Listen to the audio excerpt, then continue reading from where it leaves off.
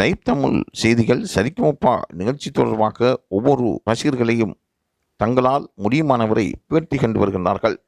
அந்த வகையில் நாங்கள் ஒரு ரசிகரை பேட்டி கண்டிருந்தோம். ஜி தமிழில் ஒரே ஒரு நிகழ்ச்சி என்றால், அதுவும் திவினேஷுக்காக பார்க்கும் நிகழ்ச்சி என்றால் அது சரிகமபா நிகழ்ச்சி என்றே கூறுகின்றார்.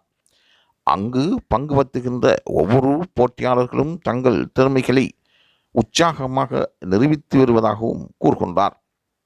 தனக்கு ஆர்வம் இருக்கின்ற சிறுவர்களாக அந்த ஒவ்வொரு சிறுவர்களும் மாறியிருப்பது ரசிகர்களை வெகுவாக ரசிகர்களின் மனங்களை கவர்ந்ததாகவும் கூறுகின்றார். எல்லா குழந்தைகளுமே நன்றாக பாடக்கூடியவர்கள் என்றும், திவினேஷை பார்க்கும் பொழுது தனக்கு தனது ஆற்றலுக்கு பழைய பாடல்கள் ஞாபகம் பெறுவதாகவும் அவர் கூறுகின்றார்.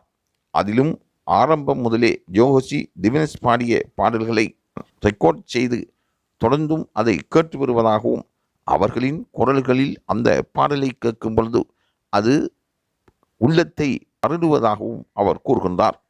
அந்த அளவுக்கு அந்த சரிகமபா நிகழ்ச்சியில் தனது முழுமையான நேரத்தை இந்த நிகழ்ச்சி நடக்கும் பொழுது மற்ற வேலைகளை ஒதுக்கி வைத்து இந்த நிகழ்ச்சி தொலைக்காட்சிக்கு முன்னால் இருந்து தான் பார்ப்பதாகவும் கூறப்படுகின்றது. ஆகவே ரசிகர்கள் இவ்வளவு ஆர்வமாக இருக்கக்கூடிய நிகழ்ச்சியாக இந்த சரிகமபா நிகழ்ச்சி மாறியிருக்கின்றது. இறுதிச் சுற்றுக்கு 5 குழந்தைகள் தேர்வு செய்யப்பட்டிருக்கிறார்கள். இதில் யார் வெற்றி பெற்றாலும் மகிழ்ச்சி என்றாலும், அதில் திவினேஷ் வெற்றி பெற்றால் தனக்கு கூடுதலான மகிழ்ச்சி என்றும் அவர் கூறுகின்றார்.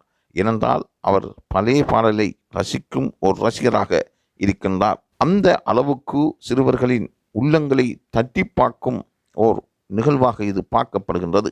சரிகமபா நிகழ்ச்சி தொடர்ந்தும் வாழ வேண்டும். அதில் வெற்றியாளர்கள் தொடர்ந்தும் தங்கள் சிறந்த பாடல்களை வழங்க வேண்டும் என்பதுவே இதன் கருத்தாகும். ஆகவே தொடர்ந்தும் இந்த லைவ் தமிழ் செய்தியுடன் இணைந்திருங்கள்.